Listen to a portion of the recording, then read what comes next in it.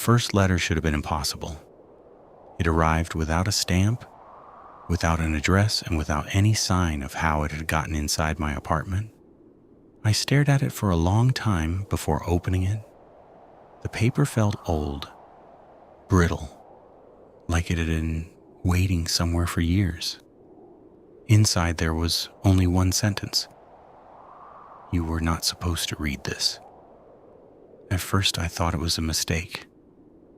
Maybe the letter had been delivered to the wrong apartment. Maybe it belonged to someone who lived here before me. But one detail didn't make sense. My name was written on the inside, not printed, not typed, written by hand. And the handwriting looked strangely familiar. For the rest of the night, I couldn't stop thinking about it. I checked the envelope again and again, searching for some clue. A return address, a mark, anything that could explain how it got there. There was nothing, just the sentence and my name. The next morning I asked the landlord if someone had come by while I was out. He looked confused. "No one has access to your mailbox except you," he said. That should have been the end of it. But 2 days later, another envelope appeared. This time it was already inside my apartment, lying on the kitchen table. I was sure I hadn't left anything there before going to sleep. The envelope looked identical to the first one. Same yellowed paper, same handwriting. My hands hesitated before opening it. Part of me already knew I shouldn't. But curiosity is strange. Once it starts growing, it's almost impossible to stop. Inside the second envelope was another message, shorter than the first. "Someone knows you read the letter." A cold feeling moved through my chest. Someone knows. That meant the first message wasn't a mistake. Someone had written it, and someone was watching. For the next hours, I checked every corner of the apartment, the locks, the windows, even the vents in the ceiling. Nothing was out of place, no signs of entry, no cameras, no explanation. But the feeling didn't leave. That strange sensation you get when someone knows something they shouldn't. 3 nights passed without anything happening. I almost convinced myself it had been a prank. Maybe a friend trying to scare me, maybe a neighbor with too much time. But on the 4th night, when I came back from work, I noticed something strange. The hallway light outside my apartment was flickering, slow, uneven. I unlocked the door and stepped inside. The apartment was silent, too silent. Then I saw it, another envelope. This one was on the floor in the middle of the living room, not near the door, not near the table, right in the center, and as if someone had placed it there carefully and waiting for me.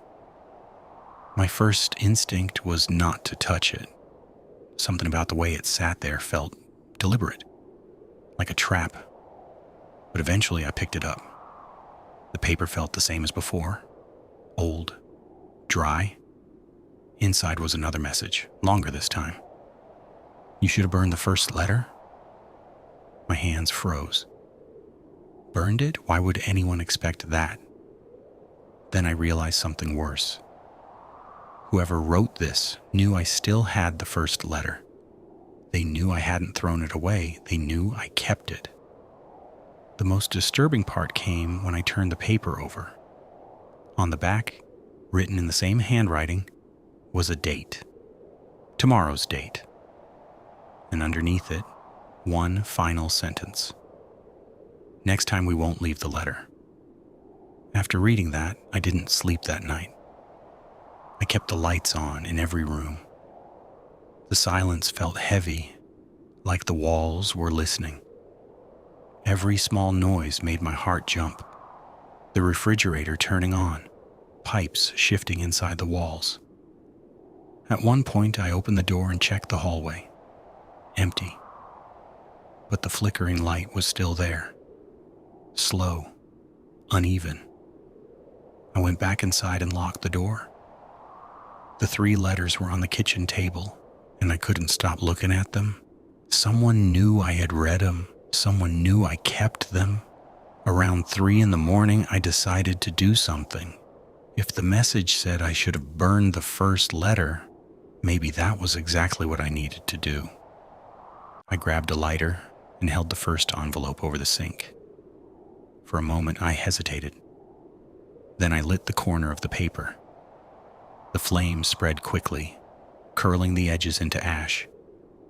Within seconds, the letter was gone. I burned the second one too, and the third.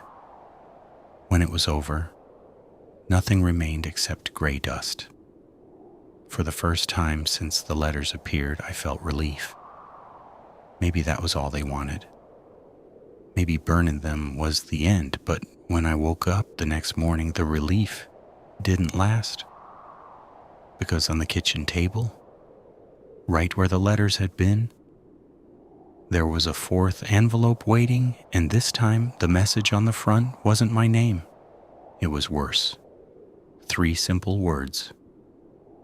Too late now,